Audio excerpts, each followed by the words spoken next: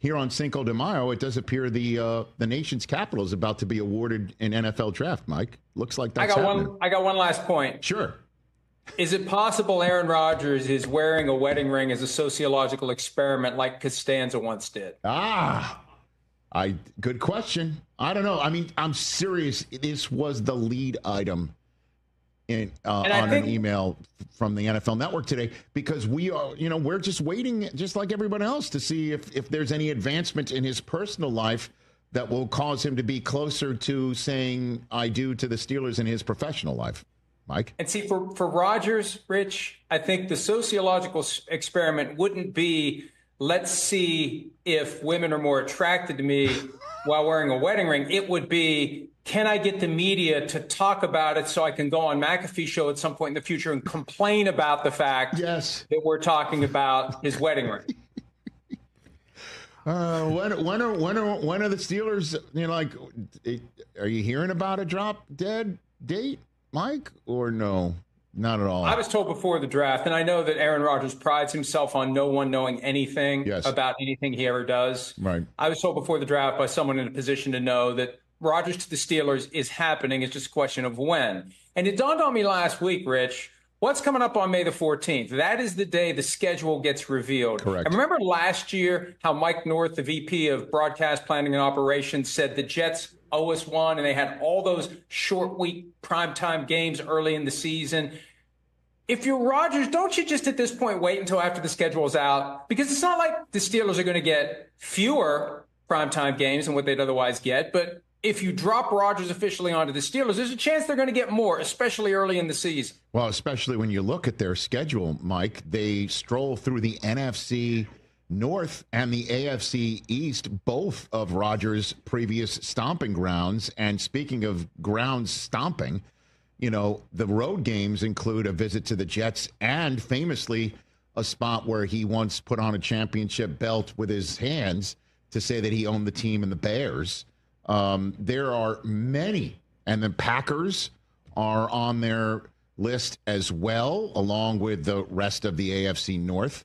I mean, good Lord, are these games that with the Bills as well, Seahawks? This would be a knockdown dragout for a lot of the league's television partners to say we want the Steelers. And if it all falls through, it's Mason Rudolph. Have fun with that. Dude. Primetime network partners, including NBC, my employer. So I assume they're operating under the assumption that Rodgers is going to join the Steelers. But we know with Rodgers, nothing is official until he goes on McAfee's show and tells us it's official. I was told it's happening. Until it happens, who knows what Rodgers is going to do. But at this point, when you look at what the Steelers did or didn't do in the draft, what Art Rooney said during the draft, I think that was the clearest indication yet, the way he characterized, I believe Aaron wants to come here. They didn't draft anybody who's going to compete to play quarterback this year in taking Will Howard. They had multiple shots at Shedeur Sanders. I think the seat is being kept warm for Aaron Rodgers, and they expect him to show up, and there would probably be much consternation at the team facility if they get a text message or a FaceTime one day, because we know the phone doesn't work at his house, telling them, sorry, I've decided not to. When it's all said and done, Brock Purdy's number per year starts with a 5, and then what's the next number? Lower or higher than a 5? Not to go Price is Right on you here, but lower or higher than a 5? I laid out. And I try to find patterns, and I try to take things that have happened and extrapolate what will happen next. The George Kittle contract that was just signed last week, when we got the full numbers, because you know how the game goes. There's there's the big number that comes out and everybody sees it, and then a day or two later you get the real numbers. I think what's going to happen, and this is based on the Kittle contract, I think Purdy's going to have 2 years, fully guaranteed, sizable money, maybe like the Kirk Cousins $90 million over 2 years, which will be a hell of a lot of money for a guy that's made $2.3 million from the 49ers in 3 total seasons of football. But when you see the new money average per year, that's the big number that gets compared to all the others. There are ways to pump that up. There are ways to put some money into the back end years to get him north of 55. I'm thinking it's going to be 55.1, which will put him ahead of everyone but Dak Prescott and Josh Allen. But when you scratch it and look at it, it's probably going to be, and this is just my interpretation based on Kittle's contract, it's going to be a 2-year commitment for a lot of money. Year 3, maybe partially guaranteed, maybe a way to unlock more guarantees for year 3. But, no team other than the Browns, and we saw how that worked out, Rich, no team makes a commitment of more than 3 years, fully guaranteed, to a quarterback on a contract other than the rookie deal. The Dolphins did it with Tua Tagovailoa. Others have done it. Usually it's 2 years. For some teams like the Seahawks, Sam Darnold, Geno Smith, 1 year. Others have 1 year. Matthew Stafford, year at a time. I think it's going to be 2 years, clear and firm, guaranteed from signing with Brock Purdy. And I would guess somewhere between 90 and 100 million.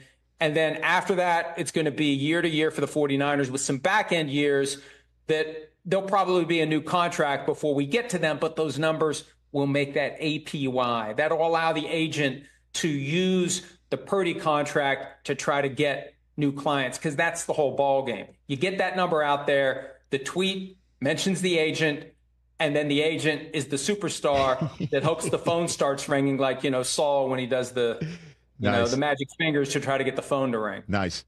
And you want to call your shot? When does it happen? Training camp, prior to training camp, opening training camp? What do we got? What's your guess? Let's say before OTAs. Wow. I'll go with before OTAs. Because even though he's got the red jersey or whatever color the 49ers wear, because they wear red jerseys, but whenever he's got the don't touch jersey, there's still something could happen. You're out there and you're in the fray and you could have an injury that would completely derail his effort to get paid. Yes. I think from his perspective, I'm not taking part in a single snap of OTAs unless I have my 9 days now removed from Shedeur Sanders finally hearing his name from the podium in Green Bay.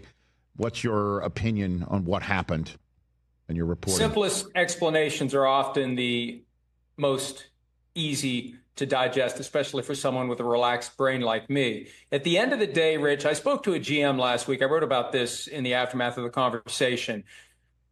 There was a perception that Shedeur Sanders entered the process acting more like he was being recruited than he was being interviewed.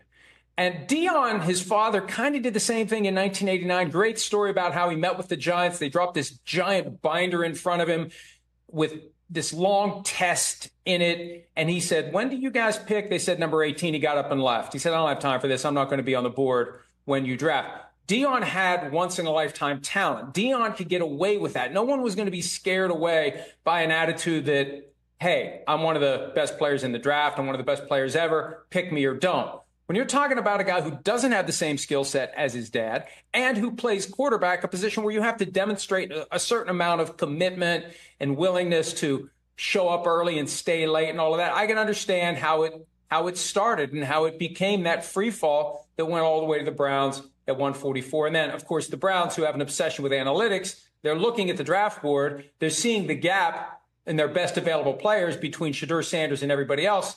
They